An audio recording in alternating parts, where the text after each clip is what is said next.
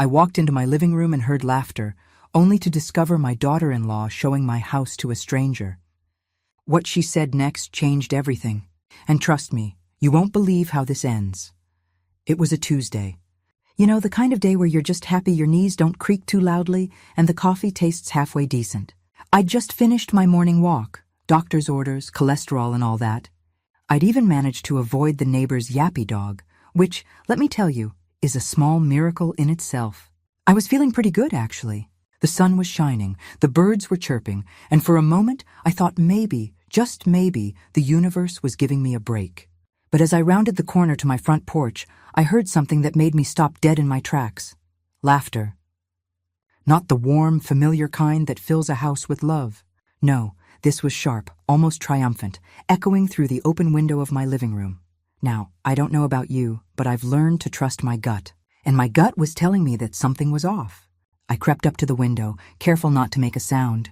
I peered inside, and there she was, my daughter-in-law, Kelly. She was standing in the middle of my living room, gesturing grandly at my furniture, my curtains, my late husband's fishing trophies, and yes, even my prized collection of Elvis plates. And she wasn't alone. There was a man with her, a stranger in a suit, nodding along as she spoke. He looked like the kind of guy who'd sell you a used car and convince you it was a bargain. I felt my heart start to race. My house, my things? What on earth was going on? I slipped quietly through the side door, the one that always sticks a little, and made my way down the hallway. The laughter grew louder as I got closer, and I could hear Kelly's voice, bright and confident. "Oh, the kitchen gets wonderful light in the morning," she was saying. "And the backyard? Perfect for summer barbecues. You'll love it here." I stepped into the living room, and the laughter stopped. Kelly turned to face me, her smile wide and a little too bright. "Mother-in-law? I didn't expect you back so soon," she said, as if she hadn't just been caught red-handed in the middle of my living room, showing my house to a complete stranger. I looked at her, then at the man, who suddenly seemed very interested in his shoes. "What's going on here?" I asked, trying to keep my voice steady. I could feel my hands shaking, but I wasn't about to let her see that. Kelly didn't miss a beat. She walked over to me, put a hand on my shoulder and said, "I'm selling it, mother-in-law. After all, your life is already over." Just like that. No sugarcoating, no gentle laid-in. Just a cold, hard statement, delivered with a smile. Now, I know what you're thinking. Did she really just say that? Oh, she did. And let me tell you, I've been called a lot of things in my life. Stubborn, opinionated, even a little bit bossy. But over isn't one of them. I felt a wave of anger rise up in me, hot and sharp, but I didn't let it show. Not yet.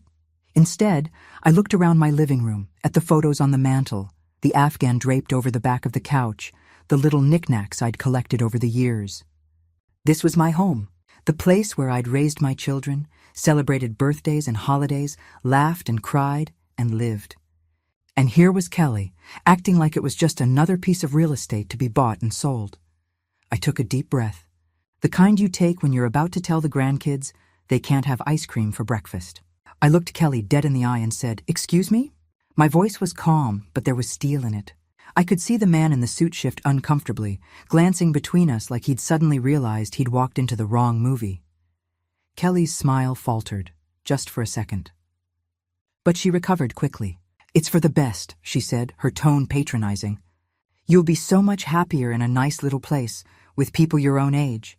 You won't have to worry about all this upkeep. And think of the money. You can finally relax." Relax? I wanted to laugh.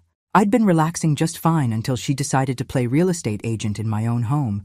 I glanced at the man, who was now edging toward the door. "And who are you?" I asked. He cleared his throat. I'm just here to look at the property." "I didn't realize—" I cut him off with a wave of my hand. "Well, now you do. This house isn't for sale. Not today, not tomorrow, not ever. Not as long as I'm alive."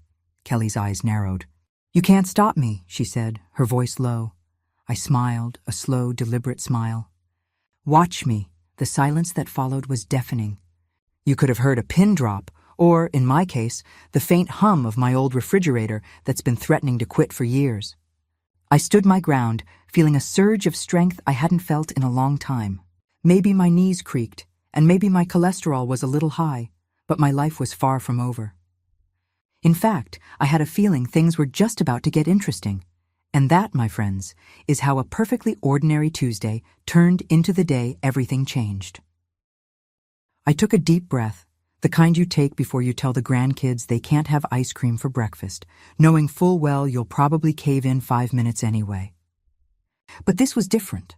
This was the kind of breath you take when you're about to draw a line in the sand. I looked Kelly dead in the eye and, with a calm I didn't quite feel, said, "And yours is just about to be ruined." The words hung in the air, heavy and electric, and for a moment, the only sound in the room was the faint hum of my old refrigerator, which, frankly, has been threatening to quit longer than Kelly's been in the family. The buyer, poor man, looked like he wanted to disappear into the shag carpet, if only it were thick enough to swallow him whole. Kelly's smile faded faster than my patience at a DMV line, and let me tell you, that's saying something. Now I could have thrown a fit right then and there. I could have called my son, or even the police, and made a scene worthy of a daytime soap opera. But where's the fun in that? No, I decided to play the long game. After all, I didn't raise 3 kids, survive the 80s, and outlast 2 recessions without learning a thing or two about strategy. Besides, I've always believed that revenge is a dish best served with a side of sweet tea and a knowing smile. So, I straightened my shoulders, gave Kelly a look that said, "You have no idea who you're dealing with," and turned my attention to the buyer. "Would you like some coffee?" I asked, as if this were the most normal open house in the world. He stammered something about being late for another appointment and practically bolted for the door, leaving Kelly and me alone in the living room, surrounded by the ghosts of family gatherings and the scent of lemon furniture polish. Kelly tried to recover her composure, but I could see the wheels turning in her head. She was calculating, trying to figure out her next move. I almost felt sorry for her. Almost. "Mother-in-law, I just thought," she started, but I cut her off with a wave of my hand. "Save it, Kelly. I know exactly what you thought. You thought you could waltz in here, sell my house out from under me, and ship me off to some retirement home like last year's Christmas decorations. Well, I've got news for you. I'm not going anywhere." She opened her mouth to protest, but I wasn't finished. "You know, Kelly, I may be old, but I'm not stupid. I know every inch of this house, every creak in the floorboards, every loose tile in the bathroom. I know where the good silver is hidden and which window sticks in the summer, and I know, without a shadow of a doubt, that my name is still on the deed. So unless you've got a magic wand or a time machine, you're not selling anything today." The look on her face was priceless. For a moment, I thought she might actually cry. But then she straightened her back, squared her shoulders, and gave me a look that would have made a lesser woman nervous. "You can't keep this up forever," she said, her voice low and tight. "Eventually, you'll have to move on," I smiled, slow and steady. "Maybe, but not today, and not because you say so."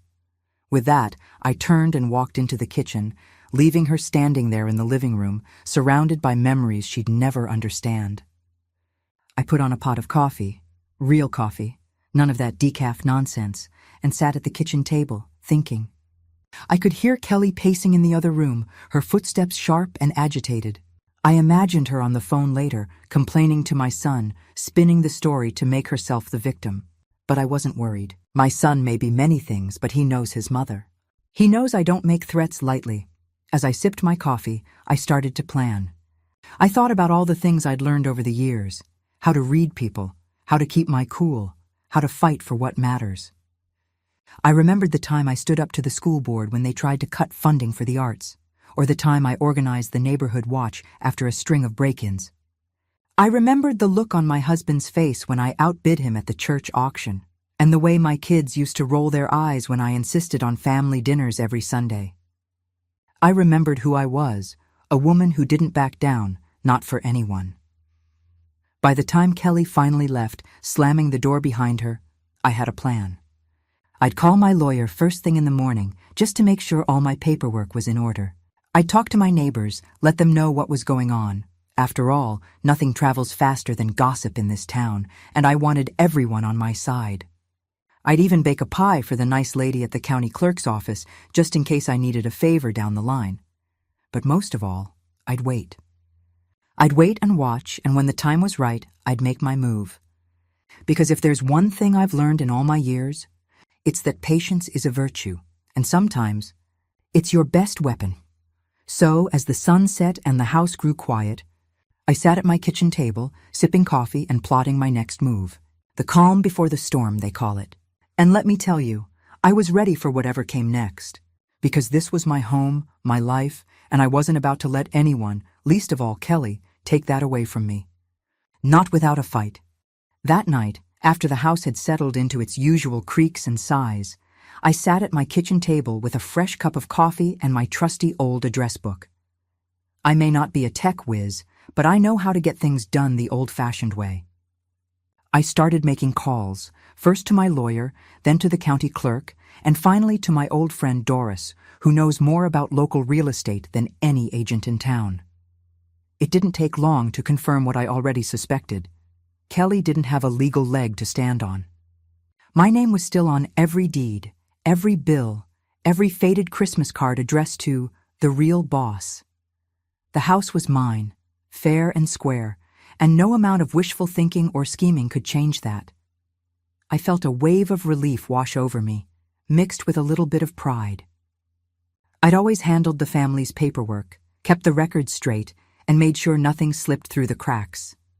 Turns out all those years of being overly organized were finally paying off. I didn't sleep much that night, but it wasn't worry keeping me up, it was anticipation. I was already planning my next move, and I wanted to make sure I got it just right. By morning, I had a plan that would make even my late husband proud. I got up early, put on my best blouse, and baked a fresh batch of muffins. Blueberry Kelly's. Favorite, though I admit I was tempted to add a little extra salt. I set the table with my good china. The set I only bring out for special occasions, or when I want to make a point. Then I called Kelly and the buyer, inviting them both over for a discussion about the sale. I could hear the hesitation in Kelly's voice, but she agreed, probably thinking she could still talk her way out of this mess. When they arrived, I greeted them with a smile and a pot of decaf coffee, because, as I like to say, I'm not a monster, just a mother-in-law. The buyer looked nervous, glancing around the room like he expected the walls to start closing in. Kelly, on the other hand, tried to act confident, but I could see the cracks in her armor. She sat down at the table, smoothing her skirt and avoiding my eyes. "Let's talk about the sale," I began, sliding a thick stack of paperwork across the table. "You see, Kelly, you can't sell what isn't yours, but you can apologize." I watched her face as she scanned the documents, deeds, tax records, utility bills, all with my name front and center. The buyer let out a sigh of relief so loud I thought he might actually start clapping.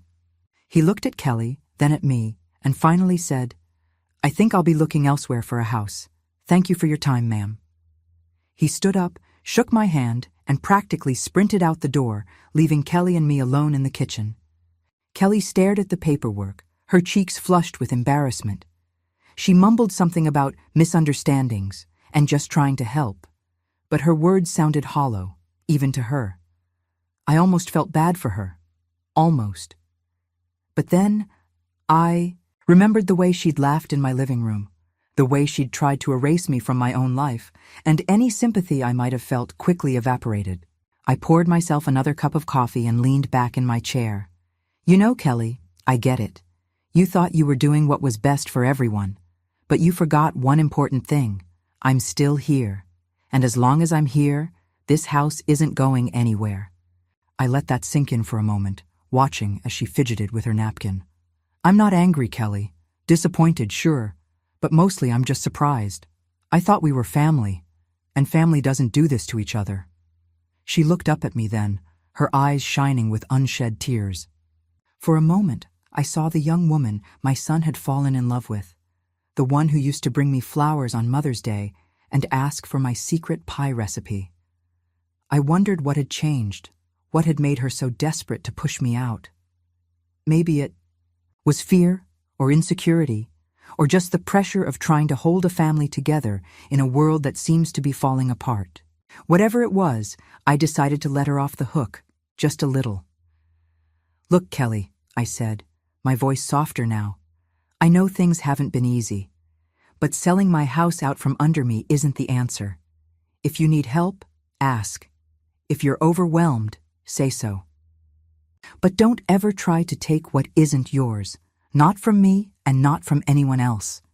She nodded, wiping her eyes with the back of her hand. I'm sorry, she whispered. I really am. I thought it would be easier if... I held up a hand. No more ifs, Kelly. We deal with things head on in this family. That's how we get through the tough times. Together. We sat in silence for a while, the tension slowly melting away. I offered her a muffin, and she took it, managing a small, grateful smile. It wasn't much, but it was a start. Maybe things would never be the same between us, but at least we'd cleared the air. And as I watched her leave, shoulders a little less rigid, I felt a sense of peace settle over me. The tables had turned, and for the first time in a long time, I felt truly in control of my own life. Sometimes, the best revenge isn't getting even. It's reminding people who you are and showing them you're not to be underestimated. And as I cleaned up the kitchen, humming an old Elvis tune, I knew I'd done just that. In the end, Kelly learned a valuable lesson. Never underestimate a woman with a good lawyer and an even better memory. The days that followed our little kitchen showdown were quieter, but not in a bad way. There was a new kind of peace in the house, the kind that comes after a storm has passed and you realize the roof held up just fine. I went about my routines, watering the plants, chatting with neighbors over the fence, and dusting my Elvis plates with a little more care than usual. Every now and then, I'd catch myself smiling, thinking about how close I'd come to losing it all and how sweet it felt to have stood my ground. I even found myself humming "Can't Help Falling in Love" as I swept the porch, the tune drifting out into the autumn air. Kelly, for her part, kept her distance for a few days. I could tell she was embarrassed, maybe even a little ashamed, and I didn't blame her. It takes guts to admit when you're wrong, and I figured she needed some time to lick her wounds. But life has a funny way of nudging people back together, especially when family is involved. The following Sunday, my son called and asked if they could come over for dinner. I said yes, of course, and spent the afternoon making my famous pot roast, because if there's one thing that can mend fences, it's a good meal shared around the table. When Kelly walked in, she looked nervous, clutching a bouquet of daisies like a peace offering. I smiled and took the flowers, setting them in a vase on the kitchen counter. We didn't talk about the house or the sale or the paperwork. Instead, we talked about the kids, the weather, and the new bakery that had opened downtown. It was awkward at first, but as the evening wore on, the tension melted away. My son cracked a joke about my iron will, and even Kelly managed to laugh. It wasn't the raucous laughter I'd heard that fateful Tuesday, but it was real, and it felt good. After dinner, as we cleared the table, Kelly lingered in the kitchen. She looked at me, her eyes softer than I'd seen in a long time. I really am sorry, she said quietly. I got carried away. I thought I was helping, but I see now that I was just scared. Scared of losing control, scared of not being enough. I nodded, understanding more than she realized. Life has a way of making us all feel small sometimes, especially when the world keeps spinning faster and faster. I reached out and squeezed her hand. We all get scared, Kelly, but you don't have to go it alone. Next time, just talk to me. We're family for better or worse. She smiled, a real one this time, and for the first time in a long while, I saw the woman my son had fallen in love with. We finished the dishes together side by side, and when she left that night, she hugged me a little tighter than usual. I watched them drive away, the taillights fading into the night, and felt a sense of closure settle over me. The house was safe, my dignity intact, and maybe, just maybe, my relationship with Kelly was on the mend. A few days later, I found a card in my mailbox. It was from Kelly, a simple note that read, "Thank you for reminding me what really matters. I promise to do better." I tucked it into the drawer with my favorite recipes, a little reminder that even the rockiest relationships can find their way back to solid ground. And as for me, I kept my house, my Elvis plates, and my dignity. I even treated myself to a new set of curtains, something bright and cheerful to remind me that every day is a fresh start. I started hosting Sunday dinners again, inviting friends and neighbors to share stories and laughter around my table.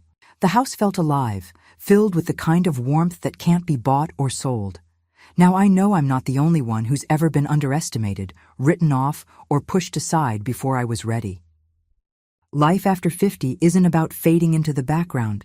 It's about standing tall, speaking up and reminding the world that you're still here, still kicking, and still very much in charge of your own story. So let me ask you, have you ever had someone try to write you off before you were ready? How did you handle it? Did you fight back? Or did you find another way to reclaim your place in the world? Drop your stories in the comments. I'd love to hear them. After all, we're all in this together, and sometimes the best advice comes from those who've walked the same path. And hey, if you enjoyed this little tale of family drama and sweet revenge, don't forget to hit that subscribe button, because around here, the story's never really over. There's always another chapter, another laugh, another lesson waiting just around the corner. Life may throw us curveballs, but with a little grit, a lot of heart, and maybe a good lawyer on speed dial, there's nothing we can't handle. So stick around, share your stories, and remember, never underestimate a woman with a good memory and a better sense of humor. Thanks for listening, and I'll see you at the next Sunday dinner. Don't forget to bring your appetite and your best story.